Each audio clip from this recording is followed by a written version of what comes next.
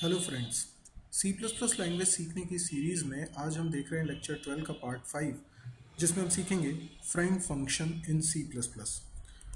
आज हमको देखना है इंसर्शन और एक्सट्रैक्शन ऑपरेटर की ओवरलोडिंग फ्रेंड फंक्शन के द्वारा किस तरीके से की जाती है। इसके लिए हम एक छोटा सा एग्जाम्पल देख रहे हैं। हमने कॉम्प्लेक्स क्लास बनाई हुई है जिसके अंदर ए और बी दो वेरिएबल हैं, सेट डेटा और शो डेटा फंक्शन है। आप स्क्रीन को पॉज करके यहाँ पर इस कोड को पहले अच्छी तरीके से देख लीजिए। अब हम इसमें कॉम्प्लेक्स क्लास का एक ऑब्जेक्ट बनाना चाहते हैं C1, और हम यूज़र को मैसेज देना चाहते हैं enter a complex number cin C1। तो पहली बात तो ये चीज़ चलेगी या नहीं चलेगी, ये एरर देगी। ये एरर क्यों देगी? क्योंकि पहले तो इस लाइन को एक्सप्लेन करते हैं। सीन क्या है? सीन एक ऑब्जेक्ट है, और अगर आपने ऑपरेटर ओवरलोडिंग अच्छी तरीके से पढ़ी हुई है, नहीं पढ़ी है तो आप पिछले वीडियो ज़रूर देख लीजिएगा। ये ऑब्जेक्ट है और ये एक्सट्रैक्शन ऑपरेटर इसका मेंबर फंक्शन है, यानी इसके सीन जिस क्लास का ऑब्जेक्ट होगा उस क्लास के अंदर डिफाइन किया गया एक ऑपरेटर होगा, एक्सट्रैक्शन ऑपरेटर। इसको हम दूसरे तरीके से भी लिख सकते हैं, cin dot operator and then C1। तो बेसिकली अभी आपको ज़्यादा क्लियर से समझ में आएगा कि सीन एक ऑब्जेक्ट है और उसने एक फंक्शन को कॉल किया है जो कि एक ऑपरेटर है बेसिकली, और उसमें C1 एज एन आर्गुमेंट पास हुआ। तो जब हम डॉट नहीं लगाना चाहते हैं तो फिर ये ऑपरेटर कीवर्ड भी नहीं लिखना पड़ता और आर्गुमेंट पे पैरेंथेसिस भी नहीं लगाने पड़ते। पर अगर आपको ये बात समझ में आई है तो ये भी समझिए कि सीन जिस क्लास का ऑब्जेक्ट है उस क्लास में एक्सट्रैक्शन ऑपरेटर के एक से ज़्यादा वर्जन्स बने हुए हैं। कभी आप इसमें पास करते हैं, अभी तो मैंने C1 लिखा है, कई बार आप इंट टाइप की वैल्यू लिखते हैं, इंट टाइप का वेरिएबल लिखते हैं, कई बार आप फ्लोट टाइप का वेरिएबल लिखते हैं, कई बार आप कैर टाइप का वेरिएबल लिखते हैं, यानी अलग अलग टाइप के वेरिएबल्स लिखते हैं। तो इसका मतलब एक्सट्रैक्शन ऑपरेटर में पास होने वाला आर्ग्यूमेंट अलग अलग है। तो ये तभी मुमकिन है जब सीन जिस क्लास का ऑब्जेक्ट है उस क्लास में एक्सट्रैक्शन ऑपरेटर के एक से ज़्यादा वर्जन्स बने होंगे और सभी में आर्ग्यूमेंट्स में फ़र्क होगा। ये आर्ग्यूमेंट्स प्रिमिटिव टाइप के हिसाब से बने होंगे, यानी एक एक्सट्रैक्शन ऑपरेटर बना होगा इंट टाइप की वैल्यू लेने के लिए, एक फ्लोट टाइप की वैल्यू लेने के लिए, एक कैर टाइप की वैल्यू लेने के लिए, पर कॉम्प्लेक्स टाइप के वैल्यू लेने के लिए कोई भी नहीं बना होगा। इसलिए ये लाइन में आएगी एरर। इसी तरीके से अगर मैं लिखता हूँ cout you entered cout C1, तो यहाँ पर भी वही बात हो रही है कि C1 मैं पास कर रहा हूँ इंसर्शन ऑपरेटर में, और सी आउट जिस क्लास का ऑब्जेक्ट है उस क्लास में इंसर्शन ऑपरेटर के बहुत सारे वर्जन्स बने होंगे अलग अलग प्रिमिटिव टाइप के लिए, लेकिन C1 कॉम्प्लेक्स टाइप का है और ये नॉन प्रिमिटिव टाइप है। इस टाइप का कोई भी आर्गुमेंट रिसीव करने वाला फंक्शन नहीं बना होगा। तो इसके लिए हम क्या करें? तो इसके लिए हम बनाते हैं एक फ्रेंड फंक्शन। अच्छा, फ्रेंड किसका बनाना चाहिए? किसी फंक्शन को हम फ्रेंड फंक्शन बनाते हैं उस क्लास के लिए जिसके प्राइवेट मेंबर को एक्सेस कर रहा हूँ। अभी अगर मुझे C1 की वैल्यू प्रिंट करानी है, C1 के A और B की वैल्यू प्रिंट करानी है, तो कॉम्प्लेक्स क्लास में बने A और B प्राइवेट मेंबर्स को मैं एक्सेस करना चाहता हूँ। तो प्राइवेट मेंबर को एक्सेस करना है कॉम्प्लेक्स क्लास में बने प्राइवेट मेंबर को, तो फंक्शन फ्रेंड फंक्शन बनाऊंगा कॉम्प्लेक्स क्लास का। किसी और क्लास का क्यों बनाऊंगा? मुझे कॉम्प्लेक्स क्लास के प्राइवेट मेंबर्स को एक्सेस करना है, तो मैं कॉम्प्लेक्स क्लास का ही फ्रेंड बनाऊंगा। तो मैं एक फ्रेंड फंक्शन बना रहा हूँ, ठीक है। अच्छा, ये लाइन को अब ज़रा दोबारा एक्सप्लेन करते हैं। सी आउट ने इंसर्शन ऑपरेटर को कॉल किया, उसमें C1 as an argument pass हुआ। ये पॉसिबल ही नहीं है। क्यों? क्योंकि सी आउट अगर अपने इंसर्शन ऑपरेटर को कॉल करेगा, इसका मतलब सी आउट जिस क्लास का ऑब्जेक्ट है उस क्लास के अंदर ऐसा इंसर्शन ऑपरेटर बना होना चाहिए जिसमें कॉम्प्लेक्स टाइप की वैल्यू रिसीव हो सके, बट नहीं बना होगा। तो फिर क्या करें? इसको ज़रा दूसरे तरीके से एक्सप्लेन करें। हम ये कहते हैं कि इंसर्शन ऑपरेटर कॉल हुआ और सी आउट सी वन दोनों उसमें एज एन आर्ग्यूमेंट पास हुए। समझने के लिए, ऑपरेटर कॉल हुआ और उसमें सी आउट और C one as an argument pass हुआ। देखिए आप जैसा मैंने लिखा है ऐसा भी लिख सकते हैं, इसमें कोई गलत नहीं है, बिल्कुल सही है। लेकिन उस सूरत में जब आप इसको as a friend function define करेंगे, अब ये फ्रेंड किसका होगा, ये होगा कॉम्प्लेक्स क्लास का। तो सी आउट क्यों पास कर रहे हैं, सिर्फ इसलिए कि लिखने वाला इसको cout insertion operator C one जैसे मैंने पहले लिखा था वैसा लिख सके, है ना। तो इसको तो मैं कमेंट कर देता हूँ, सही स्टाइल जो हम लिखना प्रेफर करेंगे वो ये होगी। ये भी सही है, दोनों सही है ना। तो यहाँ पर हमें बात समझ में आ रही है, दोनों का मीनिंग एक ही है। सी वन यानी कॉम्प्लेक्स टाइप की वैल्यू पास हो रही है और मुझे सी आउट भी पास हो रहा है। सी आउट पहला आर्गुमेंट है ना, सी वन दूसरा आर्गुमेंट। तो फिर मैं एक फ्रेंड फंक्शन यहाँ पर बनाता हूँ।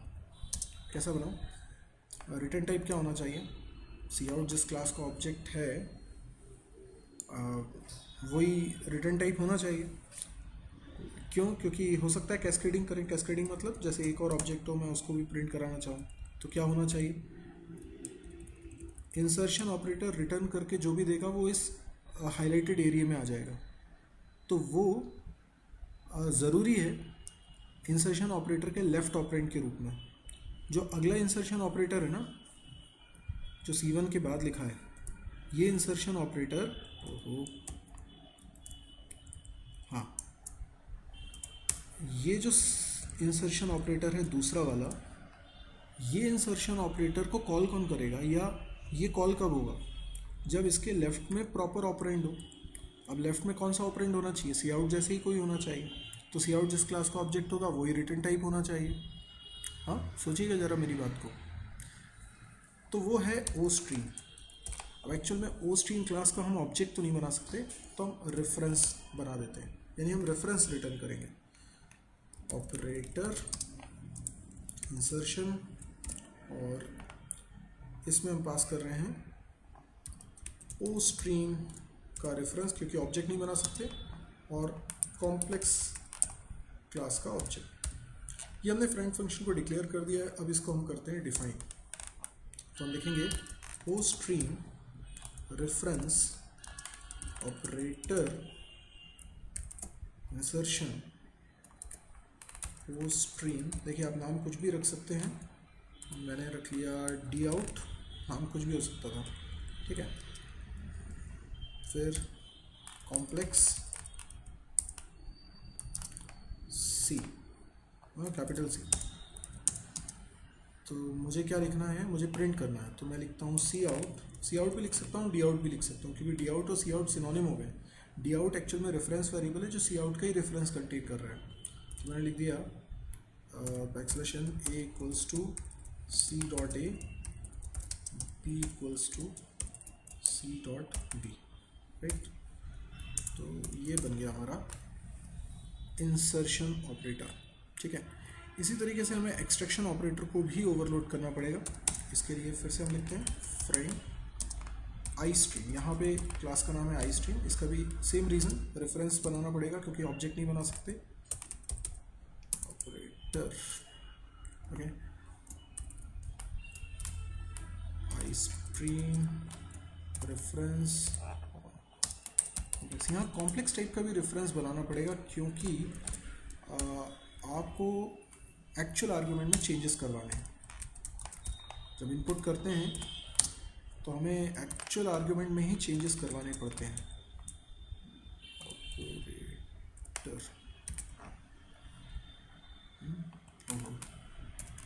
Operator, right.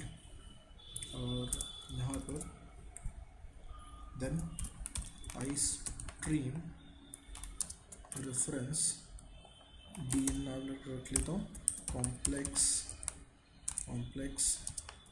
Reference variable c, capital c, ठीक है। ओके, इसके अंदर हम लिखेंगे बेसिकली सीन, और पहली वैल्यू सी के ए में जाए, दूसरी वैल्यू सी के बी में जाए। अच्छा, इन दोनों ही फंक्शन में एक चीज़ हमने मिस करी है, क्या? रिटर्न। हमें रिटर्न भी तो कराना पड़ेगा, तो हमने रिटर्न कराया। आप चाहें तो सी आउट लिख दें, आप चाहें तो डी आउट लिख दें, ये आपकी चॉइस। दोनों में से कुछ भी लिख सकते हैं, दे आर सेम। ओके, यहाँ पे रिटर्न डी लिख दीजिए, बिकॉज आपने जो रिटर्न टाइप लिखा है ना उसके हिसाब से ही मैं रिटर्न कर रहा हूँ। रिटर्न सिर्फ इसलिए करा रहे हैं क्योंकि कैस्केडिंग हो सके। अभी ये बिल्कुल सही बन चुका है हमारा। अब मैं ये सी को हटा देता हूँ, अभी चला के देखते हैं इसको। अगर सब कुछ ठीक है, देखते हैं कोई एरर आती है या नहीं। कोई एरर नहीं है अभी तक तो। ओके, और ये एंटर अ कॉम्प्लेक्स नंबर, मैंने 4 और 5 एंटर किया, यू एंटर्ड 4 और 5, बिल्कुल सही। इसका मतलब ये बिल्कुल सही वर्क कर रहा है। जो काम हमने किया है वो फ्रेंड फंक्शन के थ्रू किया है। आप अच्छे से देखिए कोडिंग को। हमने यहाँ फ्रेंड फंक्शन को डिक्लेयर किया था। इंसर्शन और एक्सट्रैक्शन ऑपरेटर को अगर आप फ्रेंड फंक्शन के तौर पे नहीं बनाएंगे तो मेंबर फंक्शन किसका बनाएंगे? Ostream istream class में तो आप कोडिंग कर नहीं सकते। कॉम्प्लेक्स क्लास में अगर आप इसे as a member function define करेंगे तो फिर कॉलर ऑब्जेक्ट कॉम्प्लेक्स क्लास का होना चाहिए, यानी किसी भी बाइनरी ऑपरेटर में कॉलर ऑब्जेक्ट हमेशा लेफ़्ट में होना चाहिए। और यहाँ लेफ़्ट में तो सी आउट लिखेंगे हम या सी इन लिखेंगे, तो ये हमारे पास कोई चॉइस नहीं बचती है और हमें इंसर्शन एक्सट्रैक्शन ऑपरेटर को एज अ फ्रेंड फंक्शन ही ओवरलोड करना पड़ेगा। आप इसको अच्छी तरीके से देखिए। मैं जानता हूँ ये थोड़ा सा कॉम्प्लिकेटेड है, कई बार स्टूडेंट्स को एकदम आसानी से समझ में नहीं आता है। आप इस वीडियो को रिपीटेडली देखिए, 2-3 बार देखिए।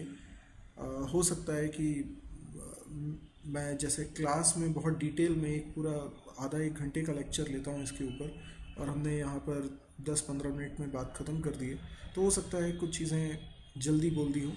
तो आप लोग इसको पहले अच्छे से देखिए। अगर फिर भी आपको समझने में कोई दिक्कत जाती है तो आप कमेंट ज़रूर करिएगा और कमेंट के ज़रिए अपने क्वेश्चंस पूछिएगा। और आप मुझे फ़ोन भी कर सकते हैं, फ़ोन करके भी मेरे से डाउट्स पूछ सकते हैं।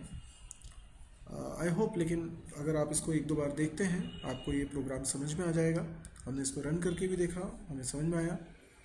तो हमने देखा किस तरीके से फ्रेंड फंक्शन के तौर पे हम इंसर्शन एक्सट्रैक्शन ऑपरेटर की ओवरलोडिंग करते हैं।